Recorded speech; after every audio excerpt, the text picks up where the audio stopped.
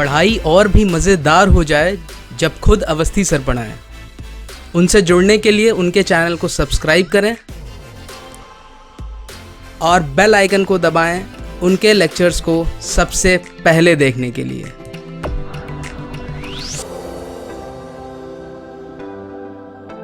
Hello students, welcome back to the next lecture of ISC mathematics. आज के lecture में बच्चों we are going to start the section C. आज हम section C का पहला चैप्टर पढ़ेंगे, that is the application of calculus in commerce and economics. ये बहुत ही आसान चैप्टर है बच्चों। The entire chapter is based on formulas. अगर आपको फॉर्मूला समझ में आ गया और बेसिक डिफरेंशिएशन पता है तो you will be able to solve the questions of the chapter. इस चैप्टर का पहला टॉपिक जो बच्चों हम लोग पढ़ेंगे that is fixed cost and variable cost, right. And fixed cost and variable cost से ही हम कॉस्ट फंक्शन बनाएंगे। कॉस्ट फंक्शन हम fixed cost and variable cost से बनाएंगे। चलिए तो समझते हैं बेटा ये फिक्स्ड और वेरिएबल कॉस्ट क्या है। देखिए, अगर किसी भी मैन्युफैक्चरिंग यूनिट में, किसी भी फर्म में, किसी भी फैक्ट्री में हम कुछ प्रोडक्टिविटी कर रहे हैं, कुछ आइटम्स प्रोड्यूस कर रहे हैं, तो इस पूरे प्रोसेस में दो तरीके की कॉस्ट इन्वॉल्व होती है। पहला होता है बच्चों फिक्स्ड कॉस्ट। फिक्स्ड कॉस्ट का मतलब ये वो कॉस्ट है जो हमारी प्रोडक्शन पे डिपेंड नहीं करती। चाहे मैं 1 यूनिट बनाऊं, चाहे मैं 1000 यूनिट बनाऊं, मुझे फिक्स्ड कॉस्ट तो देनी ही है। ये फिक्स्ड कॉस्ट क्या हो सकती है बच्चों? जैसे मेरी फैक्ट्री का रेंट, मेरे ऑफिस का रेंट, या जो मैंने एम्प्लॉइज रखे हैं उनकी सैलरी, ये सब मेरा फिक्स्ड कॉस्ट हुआ। फाइन, इसको मैं बोलता हूं FC या TFC। This is total fixed cost, right. Total fixed cost ये चेंज नहीं हो सकती, ये कॉस्ट तो मुझे देनी ही देनी है। इसके अलावा बच्चों होता है वेरिएबल कॉस्ट। वेरिएबल कॉस्ट का मतलब TVC। वेरिएबल कॉस्ट का मतलब वो कॉस्ट जो मेरे नंबर ऑफ यूनिट्स प्रोड्यूस्ड पे डिपेंड करेगी। अगर मैं 1 यूनिट बना रहा हूं तो हो सकता है ये वेरिएबल कॉस्ट कुछ अलग हो। अगर मैं 100 यूनिट बना रहा हूं तो हो सकता है ये वेरिएबल कॉस्ट कुछ अलग हो। फाइन, ये मेरी रिक्वायरमेंट पे डिपेंड करती है एंड कैन चेंज, ठीक। तो ये हो गई मेरी टोटल वेरिएबल कॉस्ट, राइट। तो अगर मुझे किसी भी पर्टिकुलर यूनिट का, किसी भी पर्टिकुलर फैक्ट्री का, या किसी भी पर्टिकुलर ऑर्गेनाइजेशन में कोई आइटम बन रहा है, उसका टोटल कॉस्ट निकालना है, तो total cost is always the sum of total fixed cost plus total variable cost. मतलब वो कॉस्ट जो मुझे देनी ही देनी है, चाहे मैं 1 आइटम प्रोड्यूस करूं चाहे 1000, प्लस टोटल वेरिएबल कॉस्ट, वो कॉस्ट जो मुझे देनी पड़ी कुछ पर्टिकुलर नंबर ऑफ आइटम्स को प्रोड्यूस करने के लिए, राइट। दिस टोटल कॉस्ट, इसको ही बच्चों हम लोग कॉस्ट फंक्शन बोलते हैं, राइट। तो ये कंफ्यूजन नहीं होना चाहिए, मेरी टोटल कॉस्ट ही मेरा कॉस्ट फंक्शन है।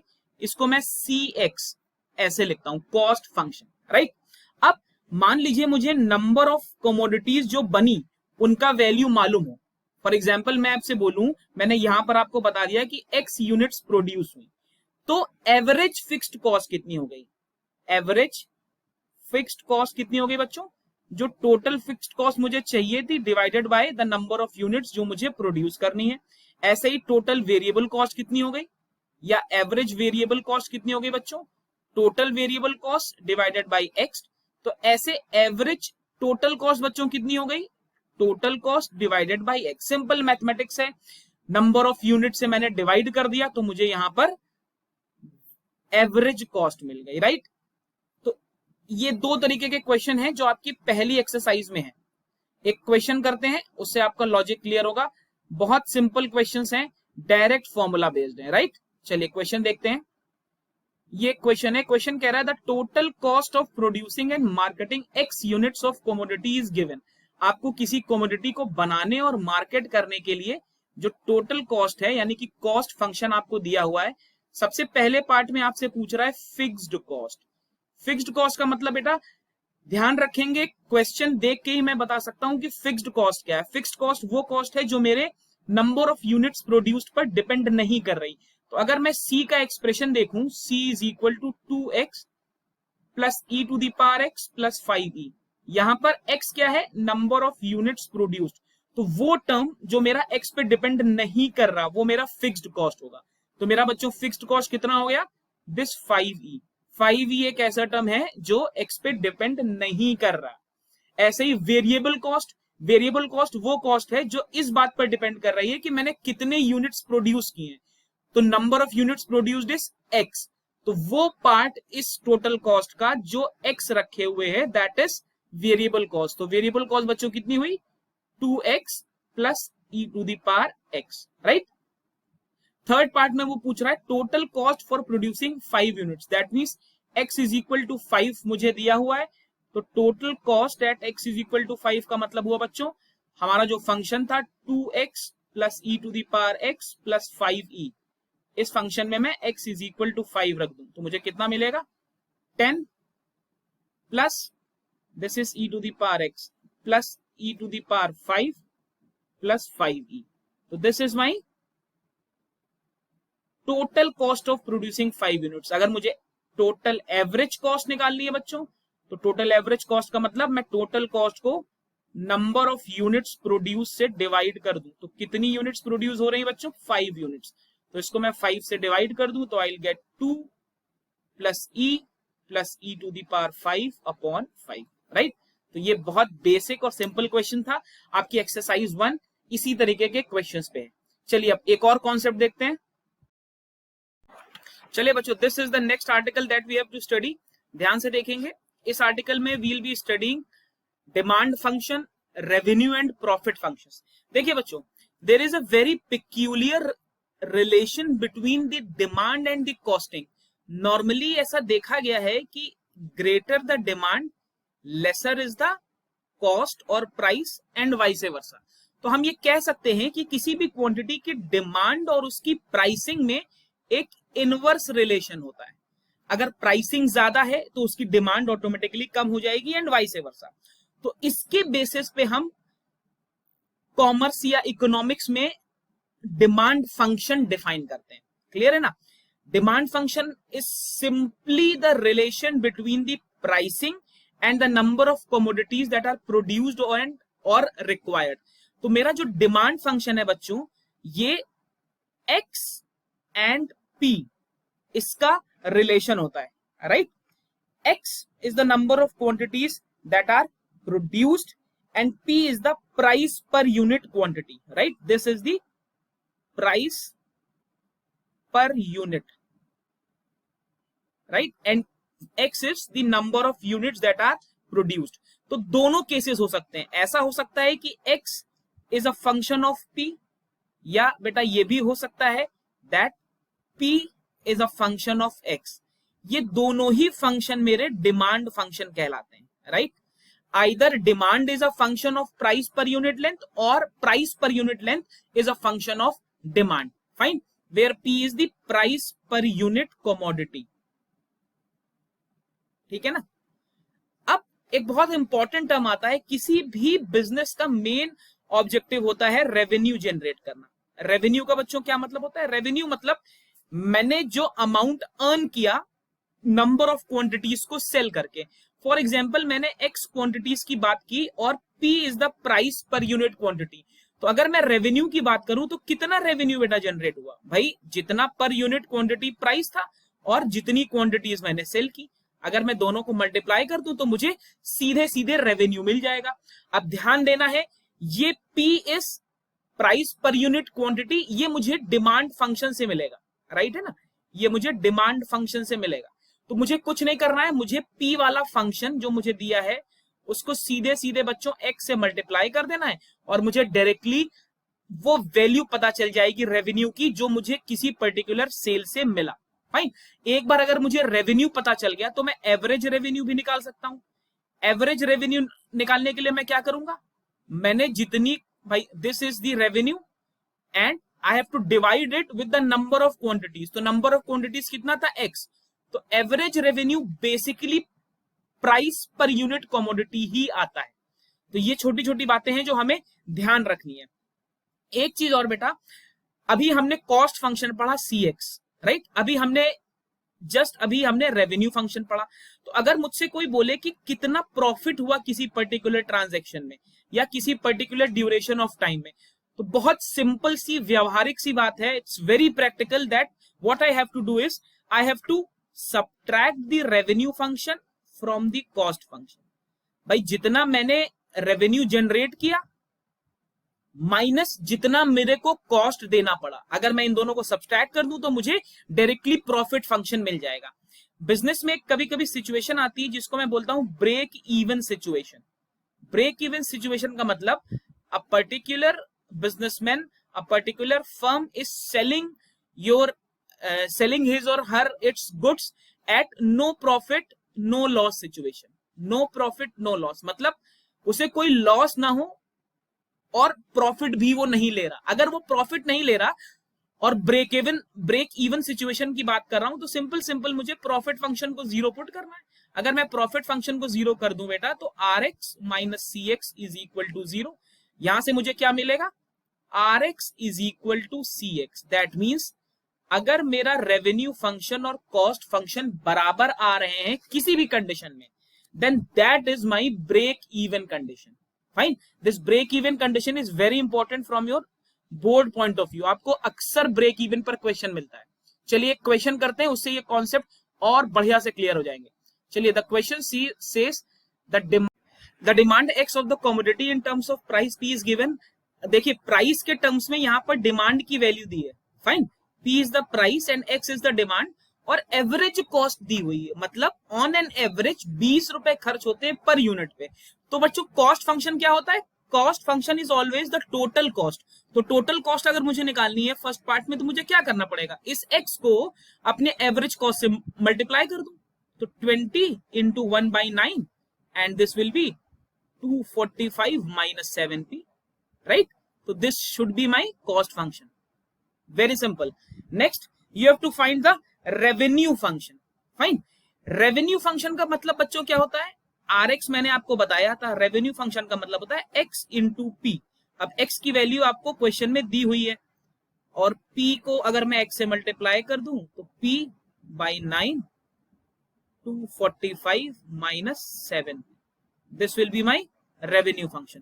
तो देखिए लैंग्वेज अगर आपने डिकोड कर ली तो question is very very easy. In the third case they are asking you the profit function. Profit function का मतलब बेटा क्या हुआ, प्रॉफिट फंक्शन का मतलब हुआ कितना रेवेन्यू आपने अर्न किया माइनस कितना आपका कॉस्ट प्राइस था. तो सिंपल है P by 9 into 245 minus 7p minus 20 by 9 into 245 minus 7p. यहां से मुझे 245 माइनस 7p कॉमन दिख रहा है और यहां से बेटा p minus 20 into 1/9. This will be my profit function. Clear है, बहुत सिंपल है. लास्ट पार्ट में वो पूछ रहा है the price and the level of the output at which the profit is zero. तो सिंपल है, मुझे प्रॉफिट फंक्शन को जीरो करना है. दैट मीन्स मुझे बच्चों rx बराबर cx रखना है. तो बहुत सिंपल है, मैं यहीं पे आपको बता देता हूं. अगर मैं इन दोनों टर्म्स को बराबर पुट कर दूं बेटा तो क्या होगा, ब्रैकेट के अंदर वाला टर्म कैंसिल हो जाएगा and I will get p is equal to 20. That means at p is equal to 20 I will get the desired value. और मुझसे वो आउटपुट भी पूछ रहा है कि उस समय आउटपुट कितना होगा. तो सिंपल सी बात है, मैं p का वैल्यू 20 पुट कर दूं and I will get the desired output. मुझे x का वैल्यू मिल जाएगा once I put p as 20. तो इस एक्सप्रेशन में मैं p को 20 पुट कर दूं तो x कितना आएगा, 1/9 245 माइनस 20 इंटू 7 is 140. तो this is x is 105/9. Clear है. तो आप देख रहे हैं कितना सिंपल क्वेश्चन था. अगर आपको फॉर्मूला पता है तो क्वेश्चन हो जाएगा. क्लियर. चलिए अब एक और कॉन्सेप्ट देते हैं, लास्ट कॉन्सेप्ट. चलिए बच्चों the next topic is marginal functions. Marginal function में हम दो तरीके के बेसिक फंक्शंस पढ़ेंगे. First will be your marginal cost. Marginal cost is nothing but it is the differentiation of the cost function. Cost function हम already निकाल चुके हैं बेटा cx और मुझे इसी को डिफरेंशिएट करना है तो मुझे मार्जिनल कॉस्ट मिल जाएगी. ऐसे ही अगर मार्जिनल एवरेज कॉस्ट निकालनी है तो मार्जिनल एवरेज कॉस्ट निकालने के लिए मुझे एवरेज कॉस्ट फंक्शन को डिफरेंशिएट करना पड़ेगा और एवरेज कॉस्ट फंक्शन भी हम निकाल चुके हैं. Right. Average cost is the total cost upon the number of commodities. Fine. अब अगर मुझे इन दोनों के बीच में रिलेशन देखना है तो MAC is nothing but it is the DDX of C by X. यहां पर डिविजन वाला फॉर्मूला लगाएंगे तो I will gate f2x d dx of f1x minus f1x d dx of f2x upon f2x का whole square. इसको अगर मैं थोड़ा और सिंप्लीफाई करके लिखूं तो I can write 1 upon x bc by dx minus c by x। अब यहां पर c बाई x मुझे मालूम है, this is ac, and dc by dx भी मुझे मालूम है, this is mc, that is marginal cost. तो mac can be written as 1 upon x, this is marginal cost minus average cost. So this happens to be a important relation. मुझे questions में ऐसे relations दिखते हैं। Next मुझे निकालना है marginal revenue, right? Marginal revenue that is MR। तो marginal revenue की वैल्यू कितनी होगी? Marginal revenue MR will be, जैसे मार्जिनल कॉस्ट निकाली थी वैसे ही मार्जिनल रेवेन्यू क्या होगा? रेवेन्यू फंक्शन का डिफरेंशिएशन। ऐसे ही मुझे अगर मार्जिनल एवरेज रेवेन्यू निकालना होगा तो मुझे एवरेज रेवेन्यू फंक्शन का डिफरेंशिएशन निकालना पड़ेगा, राइट? अब यहां पर एक चीज देखिए बेटा, Rx की वैल्यू होती है dx, लिखता हूं Rx की वैल्यू होती है p इंटू एक्स, xp हम ऑलरेडी निकाल चुके हैं। तो अगर मैं ये डिफरेंशिएशन सॉल्व करूं तो what I can get is first function differentiation of second function plus second function differentiation of first function, right? तो यहां से मैं एक और एक्सप्रेशन निकाल सकता हूं। यहां से if I take p common तो I get 1 plus x upon p into dp by dx। तो this gives me one more important expression. Clear है? फाइन। चलिए, in case my function p, the demand function is a constant function. अगर मुझे question में demand function एक constant function दिया होगा तो dp बाई dx का वैल्यू बेटा 0 हो जाएगा। अगर dp बाई dx का वैल्यू 0 हो जाएगा तो मार्जिनल रेवेन्यू मेरा p के बराबर आ जाएगा। क्लियर है? तो ये चीज हमें ध्यान रखनी है।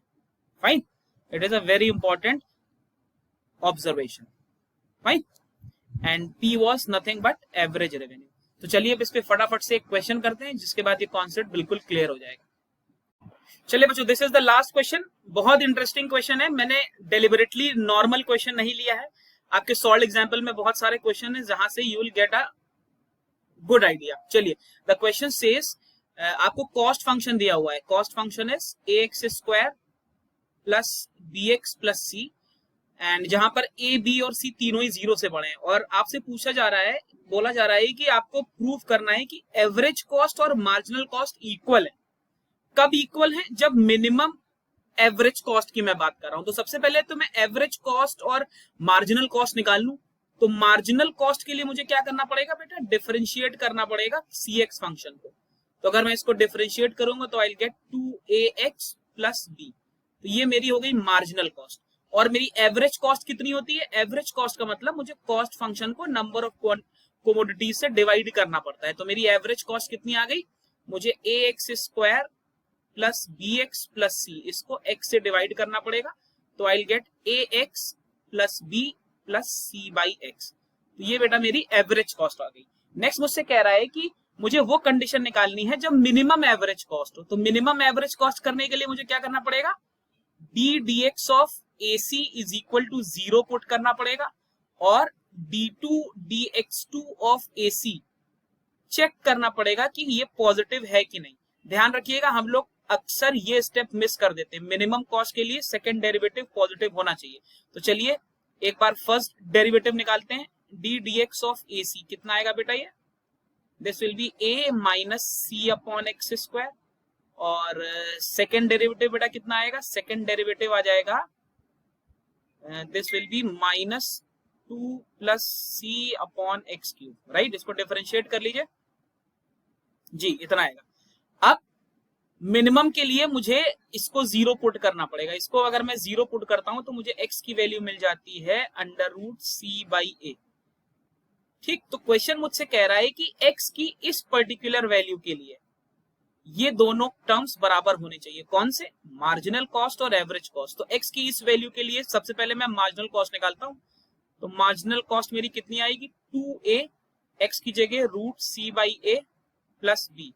तो ये आ जाएगा बेटा 2 अंडर रूट ए सी प्लस बी, ये मेरी वैल्यू आ जाएगी मार्जिनल कॉस्ट की।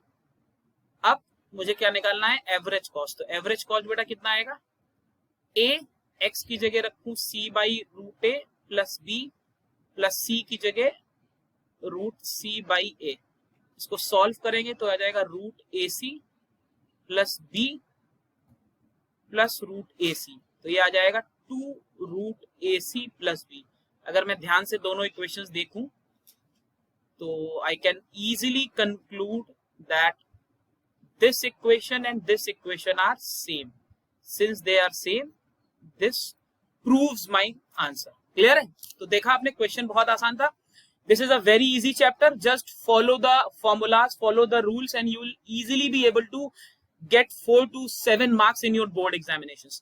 Next lecture में हम फटाफट से regressions वगैरह चेक करेंगे so that we are done with section C. Till then, stay safe, stay healthy, study well, and most importantly, if you find the content worthy enough, do subscribe the channel so that we can come up with more informative and brisk lectures for you. Thank you.